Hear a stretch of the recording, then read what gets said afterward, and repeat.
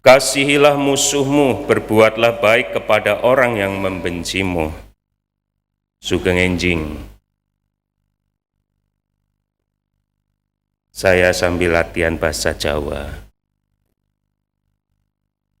Bapak, Ibu, saudara-saudari yang terkasih di dalam Tuhan, teks Injil yang kita dengarkan sering menjadi juga olok-olokan dari dulu soal kalau pipi kananmu ditampar berikan pipi kirimu benyok. Atau bahkan orang Katolik pun tak yakin dengan prinsip kasih yang diajarkan ini. Kalau ditanya itu banyak yang merasa tidak pede. Saya merenungkan teks ini dengan satu, Bapak Ibu saya mau tanya, apa bedanya jenengan saya, kita yang mengenal mengikuti Tuhan Yesus dengan orang yang tidak mengenal Yesus? Kira-kira apa yang membedakannya? Ada yang bisa memberi jawab? Tidak usah terlalu teologis, yang biasa-biasa saja. Apa yang membedakan Bapak Ibu yang Katolik dengan orang yang tidak Katolik itu? Jangan bilang agama itu sama, Tuhan itu sama. Tidak sama.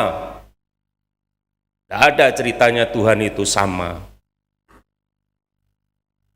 Ada teks yang mengatakan Allah adalah kasih. Perbedaan menurut renungan yang saya refleksikan, saya dengan orang yang tidak mengenal Yesus adalah bahwa orang yang mengikuti Yesus itu memiliki prinsip cara hidup, yaitu kasih. Itu yang membedakannya. Maka kalau di luar itu bilang orang Katolik yang katakanlah Katolik mau mengatakan selalu yang digaungkan kasih, mengampuni, melayani. Nah, tapi ada kelompok atau keyakinan lain.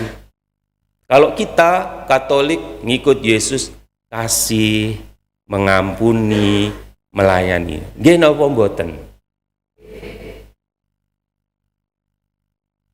Yang membedakan kita dengan orang lain yaitu kita adalah mengikuti Yesus dan mau menjadi kasih. Gitu. Jadi jangan Bapak Ibu lain-lain. Pertanyaan kedua,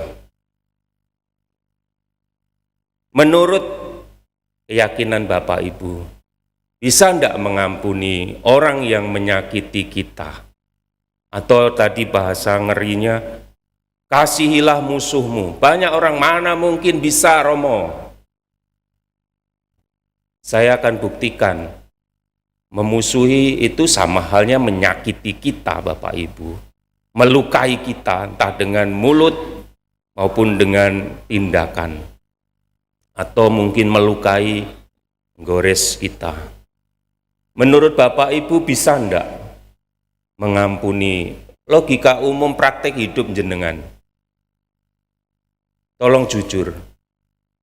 Paling enggak sulit Romo, tidak mudah.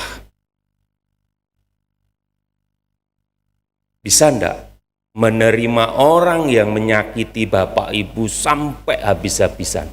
Bisa enggak menurut? Coba angkat tangan Bapak Ibu. Yang mengatakan bisa, yang enggak bisa. Wah, ini salah begini nih. Kadang bisa. Kadangnya itu pas apa Bapak Ibu? Bapak.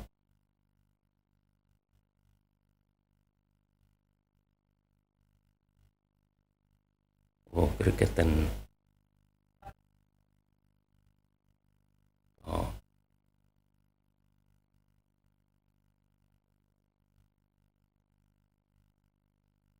Umumnya enggak bisa ya katanya. Saya buktikan Bapak Ibu. Saya tidak pakai musuh. Kalau musuh itu kesannya wong nganjuk mbek wong lo ceret, itu musuhan itu. Kalau musuh bagi saya itu orang yang menyakiti, melukai saya. Entah dengan kata-katanya, tindakannya, perbuatannya, atau apa saja. Itu bagi saya, pakai istilah yang menyakiti, melukai saya, itu tidak mudah saya bisa mengampuni. Saya mau buktikan. Bapak Ibu di sini yang sudah punya anak mulai SMA sampai sudah menikah, jenengan angkat tangan. Banyak ya. Kulo tanya, anak Bapak Ibu anak yang manis, yang baik-baik saja? Kalau kita hitung 100%-an, besar mana menyakiti dengan membanggakan Bapak Ibu? Saya tanya Bapak Ibu, besar mana? Mungkin 80% anak-anak kita itu kurang ajar, Bapak Ibu. Bikin sakit hati. Bikin masalah, Bapak Ibu. Rasa hormat kurang. Nyolong itu udah sering. Mempermalukan jenengan sebagai bapak dan ibunya itu udah enggak bisa diomong. Saya tanya, kenapa Bapak Ibu enggak benci anakmu? Paling tidak keluarkan dari kakakmu. Kenapa Bapak Ibu? Loh, katanya anaknya banyak yang tidak baik tadi. Menyakiti loh Bapak Ibu. Kenapa Bapak Ibu tidak keluarkan dari kakak, tidak sampai jenengan benci? Marah iya, tapi benci tidak. Karena Bapak Ibu fokus kepada kasih kepada mereka ini. Tidak melihat dan tidak memposisikan perhatian Bapak Ibu lebih besarnya ke kasih Bapak Ibu, bukan kejahatan kenakalannya. Mungkin di dalam praktek hidup kita hanya jatuh kepada rasa sakit, penilaian yang tidak baik versi Bapak Ibu terhadap orang yang menyakitimu. Tetapi Bapak Ibu lupa bahwa kita punya potensi orang baik. Maksudnya begini, kalau Bapak Ibu ikut mengikuti dorongan untuk memperlakukan yang sama, pada saat itu juga nilai kebaikan Bapak Ibu hilang dan menjadi sama dengan orang yang Bapak Ibu kategorikan menyakiti. Hari ini kita diteguhkan oleh ajaran Tuhan Yesus yang sungguh tidak mudah katanya, tetapi sebenarnya kita sudah menghayatinya.